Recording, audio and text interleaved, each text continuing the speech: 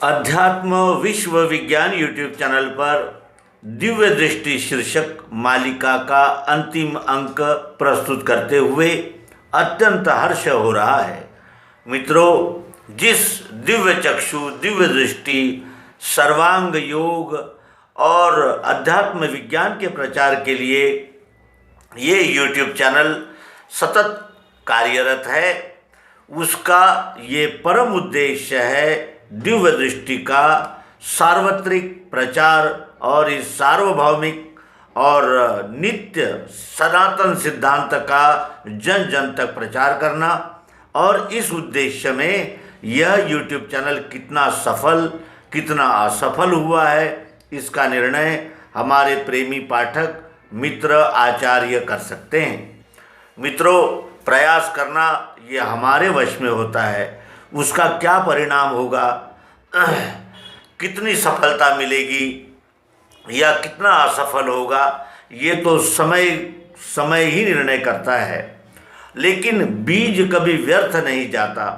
बीज अगर नहीं उगा तो भी चींटियाँ और कीड़े मकोड़ों के काम में भोजन के आता ही है।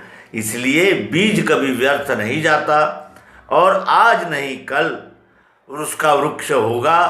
इन आशा, आकांक्षा और अपेक्षाओं के साथ आइए अब हम चलें अध्याय 15 श्रीमद् भगवद गीता पुरुषोत्तम योग। हमने इसके पूर्व के 2 एपिसोड्स में क्षर, अष्टधा अक्षर जो निराकार है, चाहत जरूरत प्रियत्व रूप वो आत्मा जो कण कण में ओत प्रोत व्याप्त है, और इन दोनों का लय जिस पुरुषोत्तम नाम विश्व वस्तु में हो जाता है, उसका हमने संपूर्ण बोध लिया। अब इस सिद्धांत के विषय में 15वें अध्याय का समापन करते हुए व्यास मुनि भगवान श्री कृष्ण जी के मुख से कह रहे हैं कि यो मामेवं सम्मूढ़ो जानाति पुरुषोत्तमं स सर्वविद भजति मां सर्वभावेन भारत इति गुह्यतमं शास्त्रविदमुक्तं मया नघ एतद् बुद्ध्वा बुद्धिमान् स्यात् कृतश्च भारत। इस रीति जो मुझे जाने हैं पुरुषोत्तम, वो सर्वज्ञ भजे मुझको भारत सर्वभाव से। ऐसा ये शास्त्र का बीज निष्पाप तुझसे कहा, इसको जानने वाला होता है मुक्त बुद्धिमान। इस रीति जो मुझे जाने हैं पुरुषोत्तम, किस रीति से? क्षरा सर्वाणि भूतानि कुटस्थोक्षर उच्यते, इस रीति से। यानी सद्गुरु, तत्वदर्शी सद्गुरु से त्रिपुटी का खुलासा प्रत्यक्ष प्रयोग द्वारा जानकर, सुनकर, मानकर, पढ़कर, श्रद्धा रखकर नहीं, तो इस रीति जो मुझे ज्ञानी जानता है, कैसा? पुरुषोत्तम। क्षर अक्षर, साकार निराकार, सगुण निर्गुण, ये 2 अलग अलग नहीं है, यही विश्व वस्तु के 2 भाव है। इस तरह जो ज्ञानी मुझे पुरुषोत्तम भाव से जानता है, वो सर्वज्ञ है। उसने सब कुछ जान लिया है, वो सब जानता है। वो उत्पत्ति स्थिति लय का रहस्य जानता है, वो क्षर अक्षर पुरुषोत्तम का रहस्य जानता है, वो रूप गुण और नाम इन तीनों भावों का रहस्य जानता है। वो सर्वज्ञ है, सब कुछ जानने वाला है। जीव का उत्पन्न होना, जीव की स्थिति होना और जीव का लय होना, जीव का स्वरूप क्या है और जीव का मूल स्वरूप जो है, वो मूल स्वरूप और ये आकार धारण कर लेने से आया हुआ इस जीव का जीव भाव, इन दोनों बातों को वो जानता है। इसलिए उसे भगवान श्री कृष्ण जहाँ सर्वज्ञ की उपाधि देते हैं। वो सर्वज्ञ भजे मुझको भारत, वो सर्वज्ञ है, वो मुझे भजता है यानी मेरी सेवा करता है। मेरी सेवा करता है का आशय है इस विश्वरूप परमात्मा की सेवा करता है सर्वभाव से। सर्वभाव से सिपाही सीमा पर युद्ध करता है, वो भी एक कर्तव्य ही पार करता है। ज्ञान विज्ञान देना ये हमारे बुद्धिजीवियों का कर्तव्य है। न्याय रक्षा करना ये क्षत्रिय का कर्तव्य है। सेवा करना शूद्र का कर्तव्य है। और इन चारों विभागों से जो सहज सरल और जिसे कहते हैं कि समष्टि हित में जो सेवा होती है वो ईश्वर को ही प्राप्त होती है, अर्थात इस विश्वरूप परमात्मा की सेवा के लिए ही वो होती है। और उसी सेवा से यह विश्वरूप परमात्मा संतुष्ट होता है। और फिर जब विश्वरूप परमात्मा संतुष्ट होता है तो फिर उसका योगक्षेम आप ही आप ये विश्वरूप करता चलता है।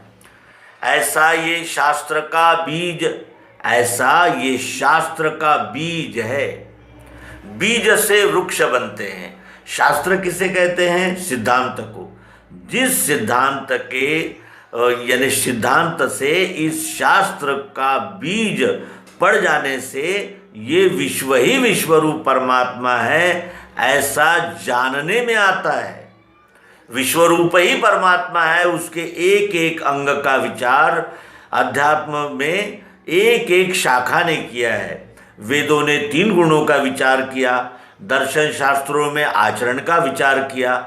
इस प्रकार सभी शास्त्रों ने इसी विश्वरूप परमात्मा का ही शोध लेने का प्रयास किया है, लेकिन वो आंशिक रूप से और खंड खंड होने से उसका संपूर्ण बोध नहीं हो पाता, जो कि तत्व ज्ञान से सद्गुरु हमें प्रत्यक्ष योग युक्ति के द्वारा करा देते हैं।